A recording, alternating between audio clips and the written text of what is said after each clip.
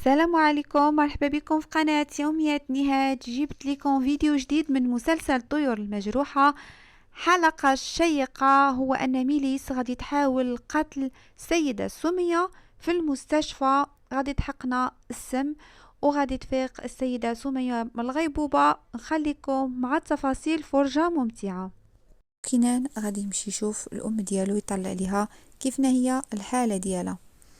اما ميليس وجوليا كيفكروا كيفاش غيديروا باش يحيدوا كينان من تما، باش يديروا الخطه ديالهم باش يقتلوا السيده سميه داخل المستشفى.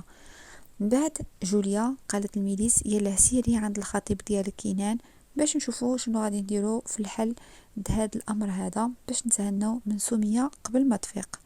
داك الساعه جوليا مشات عند كينان وقالت ليه خصك تمشي للدار ترتاح، حنا كاينين هنايا، كاينه ميليس وكاينه انا، بلا ما تعذب راسك، حنا غادي نبقاو هاد الليله هنايا، غادي نراقبو السيده سميه، غير تهنا شويه. غادي يجي اتصال لكينان في الهاتف وغادي يبقى كيهدر وغادي تفرح جوليا، غتقول صافي اذا كينان غادي يجيه مكالمه وغادي يمشي في حاله باش تخوى لينا الدنيا.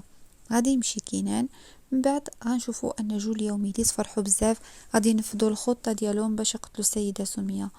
اما صفية غتكون فرحانة من بعد ما غتقول الخبر لبنت عائشة وللجميع، كاملين غيكونوا فرحانين لان عطاو ليهم واحد القرض، مبلغ المال اللي كانوا باغين يسيروا به المقهى ديالهم.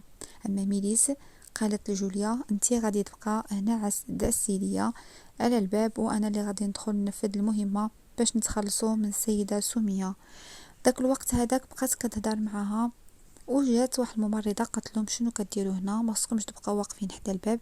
ميليس قالت ليها انا بغيت نشوف السيده سميه، بغيت نشوفها نجلس معاها ولو غير شويه ديال الوقت لانها عزيزه عليا بزاف. الممرضه قالت لها ممنوع نهائيا تدخل لعندها لان هي في حاله حرجه، ميمكنلكش تكون معاها. مريم غادي تكون جالسه وغتعيط في التليفون على عائشه، تهدر معاها وتقول لها شنو طرا. عائشه قالت لمريم ما تديش على ميليس، خليها حسبها بحال ما كايناش، لانك انتي خصك تكوني في هذا الوقت هذا جنب كينان، وانتي خصك تكوني خصوصا مع السيده سميه، ملي طلبت منك انك تبقى مع ولد كينان ما تخليش عليه، خصك تبقى تعرف شنو كاين. بقات هكذاك مريم كتبكي وكتقول لعائشه ان هاد الحياه هكذا كتجيني صعيبه بزاف. لكن مريم بقات كتقول لها انا غادي نحاول نبقى هنا باش نعرف غير شنو بغات مني السيده سميه وعلاش طلبت مني باش نبقى مع كينان وما نتخلاش عليه، اذا كاينه شي حاجه ماشي هي هذيك في الموضوع. داك الوقت غنشوفوا ان ميليس وجوليا كيشوفوا في السيده سميه، وداك الممرضه تما كتشوف ليها الضغط ديالها، ومن بعد ما تكمل لي هذاك الفحص كيستناو غير امتى تخرج داك الممرضه باش يدخلوا يديروا الخدمه ديالهم باش ينهيو الحياه ديال سميه.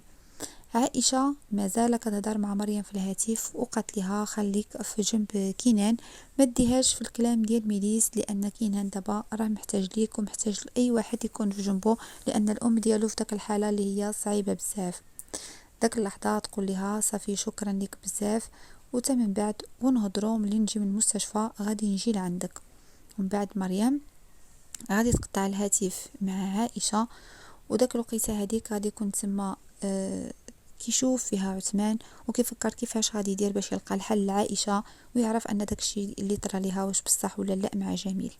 من بعد غنشوفوا ان جوليا غتصل بالهاتف بتامر وغادي تقول له انا بغيت شي ادويه خصني تخليهم ليا في الدار، وغادي تقول له انهم كيتباعوا في واحد البلاصه بعيده.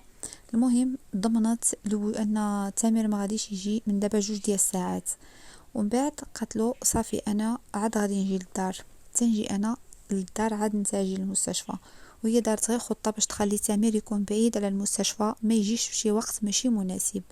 اما ميليس فرحت لان شافت الخطه بدات كتقرب تتنفذ والامور كامله ماشيه كيف ما بغاتها هي.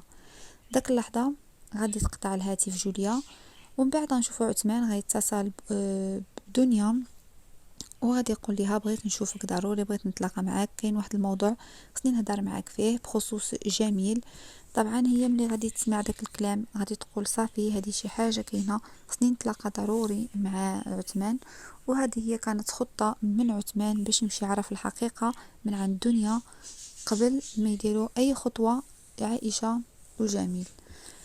داك الساعه غادي نشوفوا ان داك البنت هذيك بقى كيهضر معاها عثمان وكيقول لها انا غادي ندير واحد الخطه باش نشوفوا كيفاش غادي تتم هاد العمليه هذه. وبقات هي غير كتشوف فيه لان هي بغات هي تكون الامور كامله مزيانه بيناتهم بجوج. من بعد غنشوفوا ان ميليس غادي تنفذ الخطه ديالها من بعد ما استنى داك الممرضه تخرج. ومن بعد غتقول لجوليا صافي انا غادي ندخل دابا، غادي نشوفوا واحد الستار غادي يديروه في داك الشرجم باش ما يبانش شنو كاين تما، واخا يجي شي حد يطل ما يبان له والو. وصافي غادي تاخد داك الحقنه او الابره غتاخدها في يديها ميليس وغادي تدخل لعند سميه باش تدمر ليها حياتها وتقتلها وتخرج في حاله من تما. جوليا بقات كتراقب المكان وغادي نشوفوا ان ميليس بدات في تنفيذ الخطه، قربت لعند السيده سميه باش دير ليها داك الابره او داك السم اللي غادي يديروا ليها في داك السيروم اللي كاين تما. مريم كانت جالسه وجابت الاكل وبقات جالسه تما حدا المستشفى. غادي يجي لعندها كينان غادي يجلس معاها، غادي يقول لها ماما كيفنا هي؟ قالت له الحمد لله باقا الحاله ديالها مستقره. داك الساعه قالت له واش نعطيك شي حاجه تاكلها؟ كاين هنايا عندي ساندويشات جبت لك حتى ديالك معايا. وغادي يقول لها واخا حتى انا ضرني الجوع راه ما واكلش من البارح ما كليت والو. داك الوقيته غادي نشوفوا انها غادي تخلي ليه الساندويش ديالو، غتقول واش تاكلوا هنا ولا نمشيو لشي مكان ناكلوه فيه. داك الساعه غادي يقول لها من الاحسن ندخلوا المستشفى لداخل ما نبقاوش على برا. داك الساعه غيقول لها قبل ما ندخلوا بغيت نطلب منك واحد الحاجه، بغيتك ما تخبي عليا حتى شي حاجه، واخا تقول لك ميليس اللي قالت لك اولا اي واحد قال لك شي كلام ما بغيتكش تثق به وما تمشيش من القصر، واخا يجري عليك كاع شي واحد اجي عندي وقول لي انا ما غاديش نسمح لك تمشي حتى شي مكان بلا ما تقول لي. ومريم وعدت كينام بداك الشيء انها ما تمشي لتا شي بلاصه. من بعد غنشوفوا ان ميليس شاده في يديها داك الابره باش ديرها في السيروم للسيده سميه. وداك الوقيته هي اللي جات باش دير داك السم في السيروم كيف ما كنشوفوا في الصوره. السيده سميه غادي تحرك وغادي تحل عينيها، والصدمه اللي غادي تكون هي ان ميليس غتفاجئ ملي غتشوف ان السيده سميه فتحت عينيها. جوليا بقات مراقبه المكان يعني اي حاجه مراقباها تما في الباب باش حتى شي واحد ما يدخل. وغادي نشوفوها هزت الهاتف ديالها كتصل تاكد ان تامر بعيد ما كاينش. من بعد كينان ومريم غادي يجيبوا داك الاكل اللي كانت شرات مريم باش ياكلوه تما في المستشفى. ومن بعد غيبقاو ماشيين كيهضروا مع بعضياتهم لانهم غادي يمشيو يشوفوا السيده سميه قبل ما يمشيو ياكلوا. من بعد غيكونوا هكذاك داخلين واحد السيده في الاستقبال قالت لكينان راه الطبيب بغى يهضر معاك ضروري خصو يشوفك من قبيل، هو كيقول لي انه بغى يتلاقى معاك. قالتلو دابا خصك تمشي تهضر معاه. وداك الساعه قال لها واخا انا غادي نجي. خلى مريم كتستناه ومشى كينان باش يشوف الطبيب. وطبعا جوليا خايفه بزاف انها تفضح هي والاخت ديالها.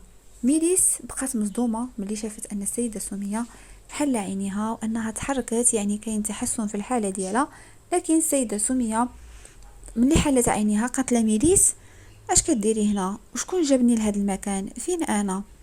جات هي بقات كتشوف فيها وقالت صافي انا مشيت فيها لان غادي تعقل عليا.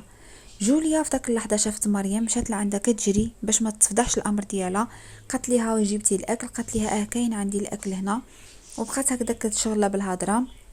السيده سميه غادي نشوفوها حيدت داك الاكسجين اللي كانت دايره وبقات كتقول انا شنو طرا ليا شنو وقع ليا انا ما عارفه والو، واش انا مزيانه فين انا؟ وميليس عجبها الحال قالت كيفاش هذه ما عرفتنيش فين انا؟ بقات هكذا كتشوف فيها. وداك الساعه ميليس بقات مصدومه وكتفكر واش دير لي هذاك الابره، واما السيده سميه ما بقاتش كتعقل كاع على شنو طرا ليها. بقات هكذاك متردده وجابت السيده سميه ديك الابره باش ديرها لها في السيروم. من بعد جات داك الممرضه لعند ميليس، وملي دخلت داك الساعه ميليس خبات داك الحقنه اللي كانت في يديها، خباتها في جيبها. قالت ليها انت اش كديري هنا؟ راه ممنوع تكوني في هذا المكان. قالت ليها راه انا شفت سيده سميه فتحت عينيها وتحركت وكاين رده فعل، يعني جاوبت معايا، وعلى داكشي دخلت لعندها. ومن بعد بقات هكذا كتشوف فيها داك الممرضه، وقالت في شكل كيفاش زعما قدرت انها تتحرك وانها تحل عينيها. من بعد بداك الفرحه الممرضه غادي يشوفوها غادي تخرج، وكينان غادي يجي باش يشوف الام ديالو كيفنا هي. من بعد ملي غادي يشوف الام ديالو فين هي، غادي يتفاجأ ملي غادي يلقى واحد الستاره كاينه تما في داك الشرجم اللي كانت دارتها جوليا وميليس. وبقى مصدوم كيقول الام ديالي شنو واقع ليها، علاش سدوا علينا هاد الشرجم هذا؟ يعني الام ديالي واش ماتت، واش توفات؟ قولوا لي شنو وقع. بقى هكذا كيغوت بصوت مرتفع وكيبكي، ولكن ميليس ما بغات تقول له حتى شي كلمه، بقات غير ساكته وهو كيغوت عليها. وبقات جوليا ومريم غير كيشوفوا، كاين مصدوم صحاب له الام ديالو ماتت، لكن ميليس ما غادي تقول له حتى شي كلمه واحده، غتبقى غير ساكته. وداك الساعه كينان غادي يبقى كيقول ليها هضري معايا، قول لي اي كلمه. قالت له راه ماماك الحاله ديالها تحسنت وانها حلت عينيها وتحركت، وهذا هو الجديد اللي كاين. ما خصكش تقلق، ما خصكش دير في بالك والو، دائما فكر بحاجه اللي هي مزيانه، ما تفكرش في الحاجه الخايبه. كينان تصدم، قال لها واش ماما فعلا حلت عينيها؟ ماما بخير؟ قالت له انا بيدي شفت فيها. وقالت لي يا ميليس انا اش كندير في هاد البلاصه، هضرت معايا. كينا مفرح بزاف، ومريم حتى هي فرحت، وبقاو كاملين كيضحكوا ما مصدقينش، وجوليا مصدومه. اما عثمان جا تلاقى مع دنيا وقال لها انا بغيت نتعاون معك بزاف ديال الامور، بغيت نعرف بزاف ديال الامور، لان جميل طبعا كنشوفوا انه بعيد عليك، وكذلك حتى مريم بعيده عليا، انا بغيت نتقرب منها، بغيت نفرقوا مع بعضياتهم. شنو غادي نديروا؟ غادي يقول لها قول لي شنو الحل اللي غادي نديرو انا وياك. داك الساعه هذيك بقاو كيشوفوا في بعضياتهم ومصدومين بجوج.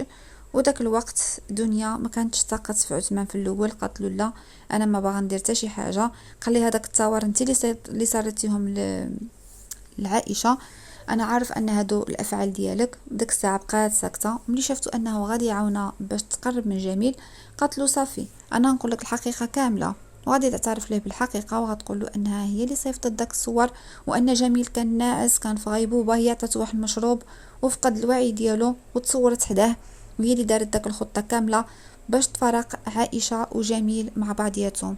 داك الوقيته هذيك بقى مصدوم عثمان لانه اكتشف البراءه ديال جميل. من بعد غادي نشوفو السيدة سمية في المستشفى وكتطلع عليها مريم وكينان. ومن بعد مريم غادي تعلق كينان ويبقاو معانقين مع بعضياتهم.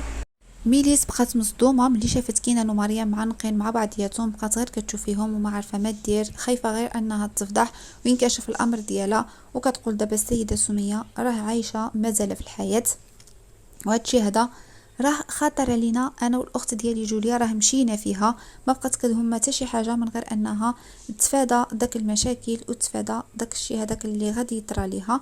وفي هذا المشهد غادي تنتهي الحلقه ديالنا اللي كانت مليئه بالاحداث والمفاجات.